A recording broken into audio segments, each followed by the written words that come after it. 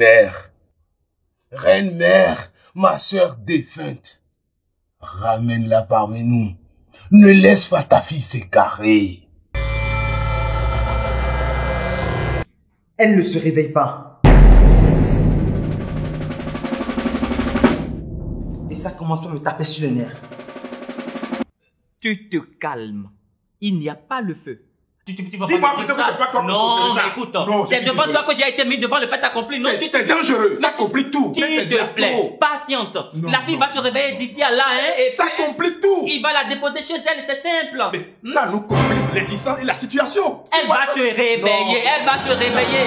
Il n'a rien, c'est une exagération. Bientôt, mais ce ne sera qu'une vieille histoire.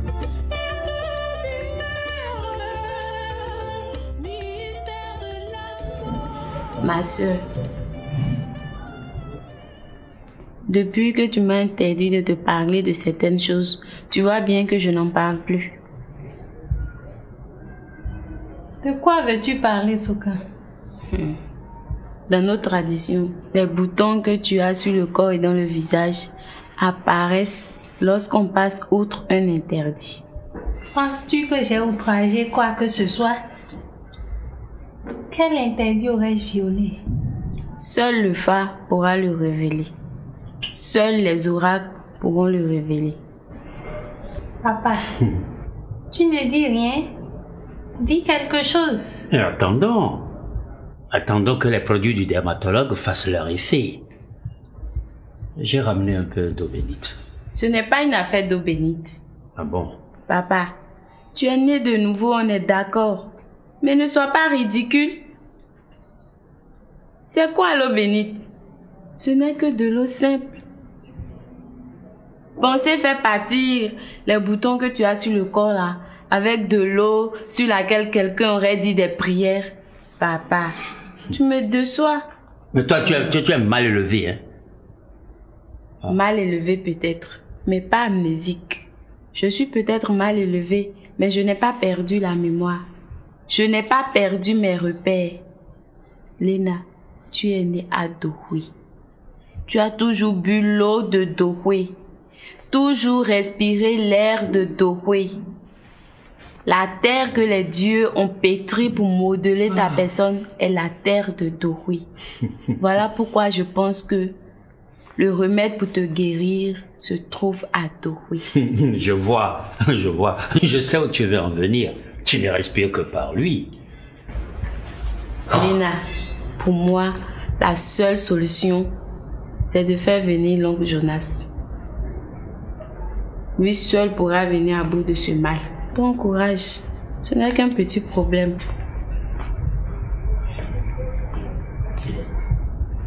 Soka, tu vas te rendre au village. Tu expliques tout à oncle Jonas. Et tu lui dis de venir à mon secours. Voilà que tu es raisonnable. Je vais m'apprêter et j'y vais.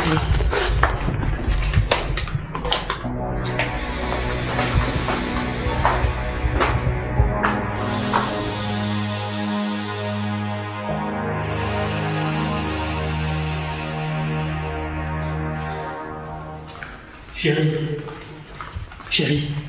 Oui? Tu sais, il y a quelque chose qui ne va pas. Mais je quoi? viens d'avoir au téléphone le conseiller Dokwevu.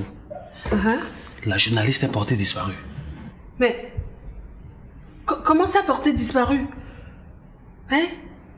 Nous sommes peut-être les dernières personnes à l'avoir vue hier. Mais oui. Ça sent mauvais. Même très mauvais. Appelons immédiatement la police. Non, tu sais, Dokwevu demande que je prenne au sérieux cette affaire. Il est convaincu que c'est une manœuvre du maire. Paul, qu'est-ce qu'on nous sommes les dernières personnes à l'avoir vue hier. Mais oui. Tu l'as raccompagné jusqu'au bas des escaliers, n'est-ce pas? Je l'ai raccompagné. Mais je l'ai aidé à trouver un taxi moto. Et puis il est parti.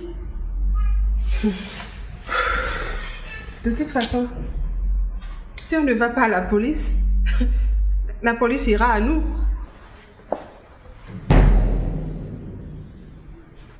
Tu vois, Un important communique. Notre journaliste, mademoiselle Arthur, n'a pas pu honorer son rendez-vous du matin. La direction de Radio Vagbo n'a pas de nouvelles d'elle depuis hier. Pour la sécurité de l'intéressé, nous vous prions, au cas où vous auriez des informations sur l'endroit où elle pourrait se trouver, de prévenir Radio Bagbo au 30 40 51 22 pour les services de sécurité au numéro 17. C'est fini. C'est fini. Attends, nous sommes morts. Je te jure. Seigneur. Nous sommes pris la main dans le sac. C'est ce que je disais. Tchou. Quelle est cette situation?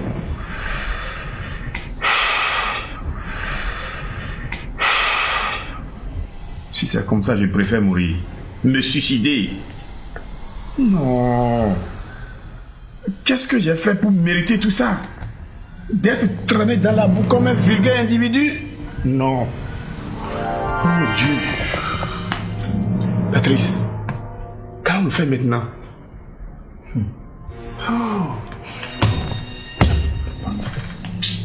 Boulevard. J'avoue que j'ai la trouille.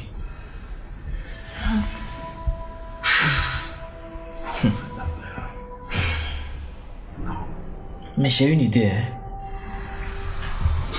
Il suffit de réussir à gagner un peu de temps. Nous allons gagner du temps. Tout ça, c'est encore dans le futur.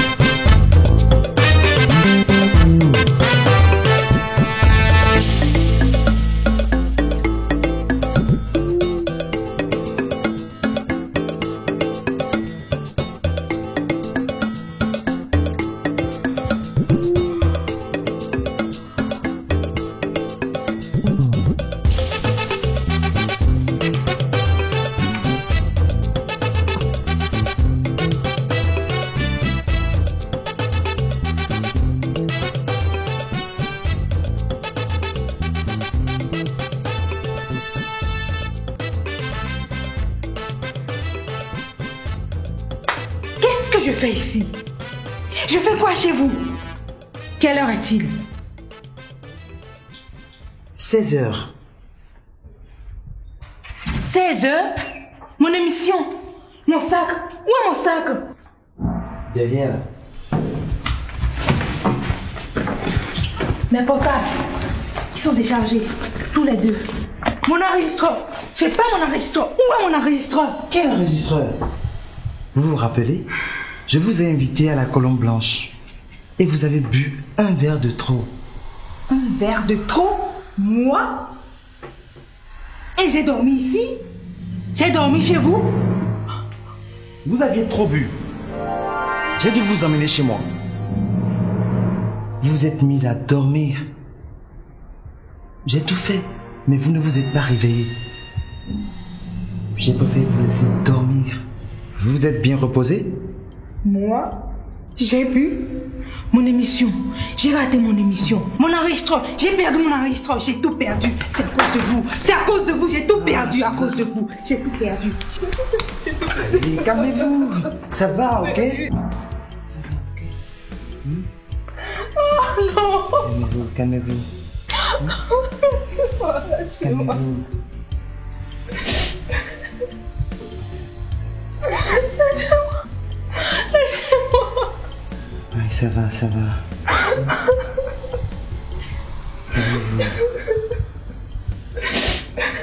Papa. Oui. Pour voir disparaître toutes ces salissures de mon corps, je suis prête à tout. Même pactiser avec Satan? Papa. Oui. Tu as bien changé en tout cas. Mais tu t'es réveillé bien tard. Parfois je te regarde et je me demande, il était où? J'étais où comment? Où étais-tu quand Jonas faisait la pluie et le beau temps? Où étais-tu quand on me kidnappait? Quand on me pourchassait, me torturait? Tu étais où, papa? Mais ta mère l'avait voulu ainsi.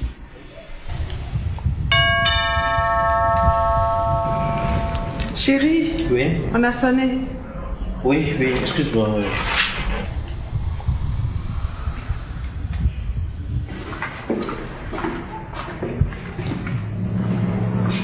Bonjour madame.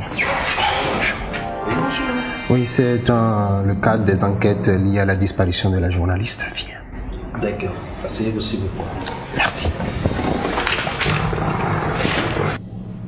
Et pour ta mère, j'avais plus que de l'amour, de l'adoration.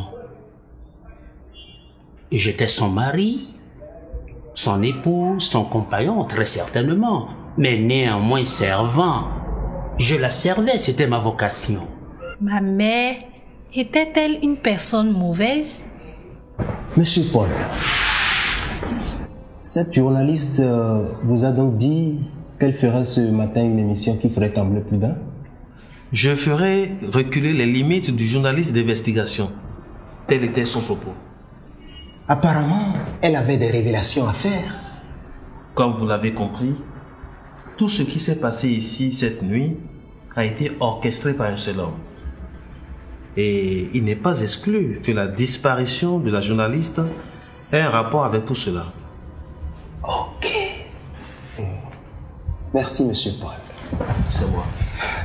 Quand j'aurai fait un tour, on y verra plus clair. D'accord. Merci et bonne journée. Merci beaucoup. Ouais. Au revoir, madame. Au revoir. Quelle est la véritable nature de cet héritage auquel je suis vouée? Mais ta mère, tu l'as connue comme moi. Elle était bonne. Elle était même très bonne, Lena. Mais là n'est pas la question. Il y a chez ta mère un culte. Le culte de la puissance, de la force agissante. Le culte de la vie et de la mort, faut-il l'appeler par son nom? Ce culte. Pourquoi faut-il que j'en hérite moi? Si ce culte était diabolique, maléfique, pourquoi ne m'as-tu pas gardé en dehors? C'est pourquoi je dis, tu étais où, papa? Tu étais présent, mais absent. Tu étais sous le charme de la reine-mère. La reine-mère. Bien sûr, la reine-mère, ma reine-mère. La reine-mère, oui. Voilà où ça nous a conduits. Ça va, fille. Calmez-vous. Vous me déposez chez moi, ok? Et j'espère que vous allez me retourner mon enregistreur. Je ne sais pas ce qui s'est passé ici. J'ai très mal à la tête, c'est comme si j'ai reçu un coup sur la tête. Et j'ai perdu mon enregistreur. Je ne bouge pas d'ici sans mon enregistreur. Lena, le jour de ta naissance, un grand vent a soufflé sur le village. Il a ravagé des maisons et des champs. Il a même causé la mort d'une femme, une cousine à ta mère. Cette femme, je l'ai su plus tard, était une reine-mère ratée. Ta mère lui avait donc ravi la couronne. Et si cette femme avait eu une fille, cette fille serait aujourd'hui ta vraie rivale pour devenir reine-mère. Mais cette fille n'est jamais née.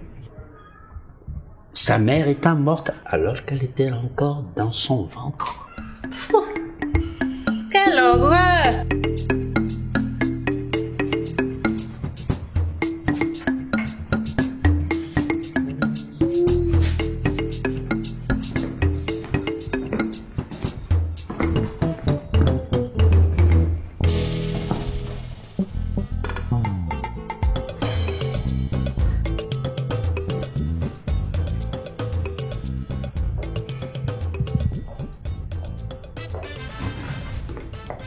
Repos.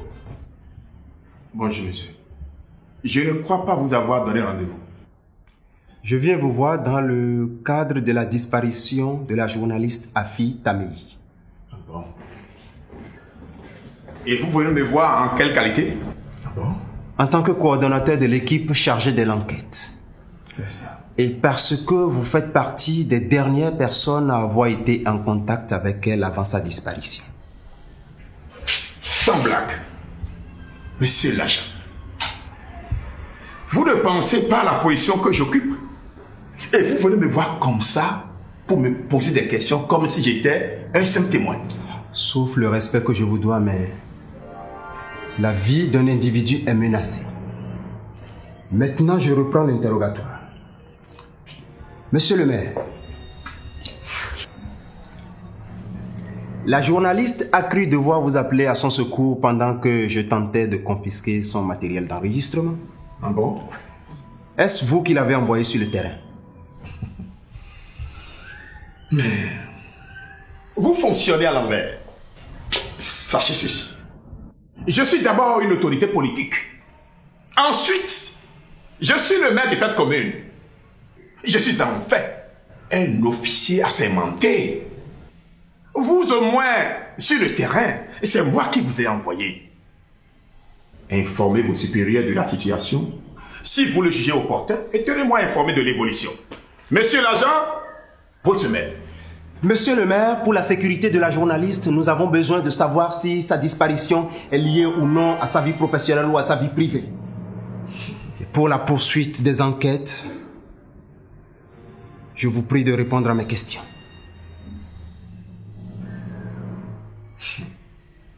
Je suis le premier responsable de la sécurité à Vagbo et je maîtrise mon territoire. Mais je constate malheureusement que vous avez un réel problème sémantique. Il ne faut pas mélanger sécurité et liberté. C'est deux choses différentes.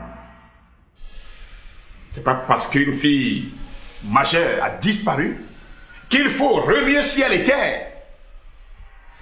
Monsieur l'agent, si vous avez envie de bouger, allez faire la chasse au braqueur. Bon appétit, bonne journée.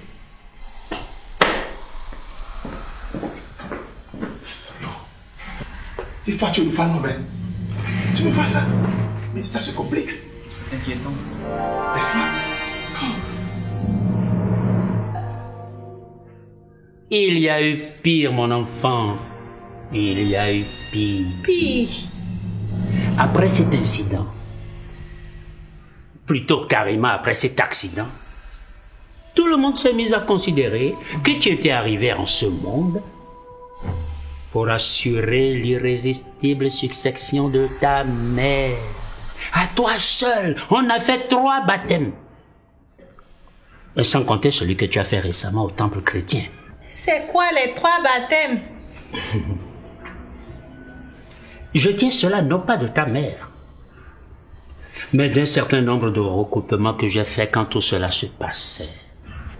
Parce que moi, on me tenait à l'écart. Jonas, ton oncle, Jonas était toujours présent, l'éternel petit frère. Oh, oublie Jonas. Parle-moi de moi. C'est quoi ces histoires-là? Ah, quelle horreur!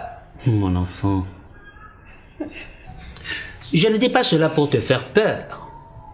Je ne dis pas cela pour te faire peur. ni pour altérer la mémoire de ta mère. D'ailleurs, je ne devrais pas te dire tout ça. Ce que je voudrais te dire, c'est que ces gens-là ne sont pas des gens ordinaires. Ces gens-là ont plusieurs visages, plusieurs vies.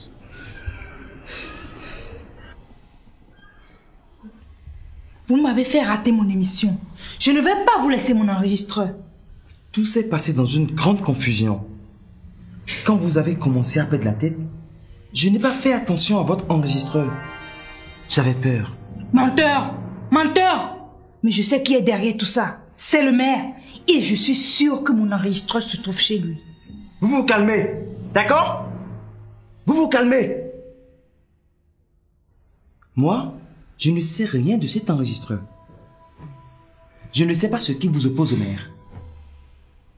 Mais si j'ai un conseil à vous donner, je vous dirai de cesser de soulever des poids qui vous dépassent. Vous feriez mieux de me retrouver mon enregistreur, sinon... Sinon quoi? Sinon quoi? Dites-le moi. Ne me fais pas chanter, Afi. Il y a 30 minutes, vous dormiez les 4 mois fermés dans mon lit. Et maintenant, vous me menacez? Taisez-vous! Taisez-vous! Vous me faites pitié. C'est vous qui me faites pitié. Vous vous engagez dans un bras de fer inutile. Vous parlez d'enregistreur. Bientôt, ce sera pire si vous continuez sur cette lancée. Je veux mon enregistreur. D'accord, d'accord. Attendez, vous l'aurez.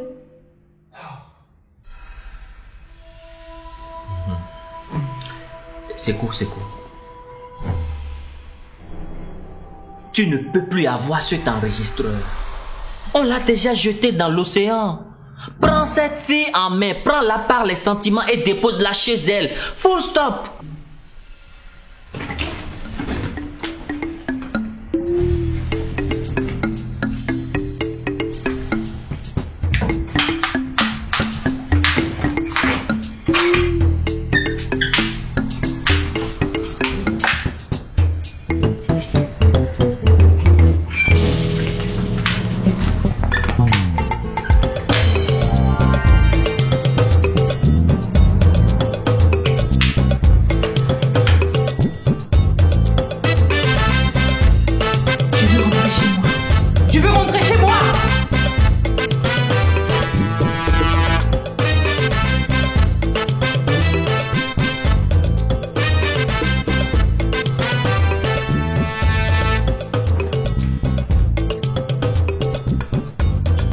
D'accord. Je veux rentrer chez moi.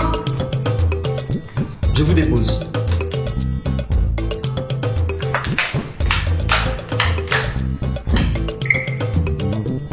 Dieu. Ça sent le brûlé.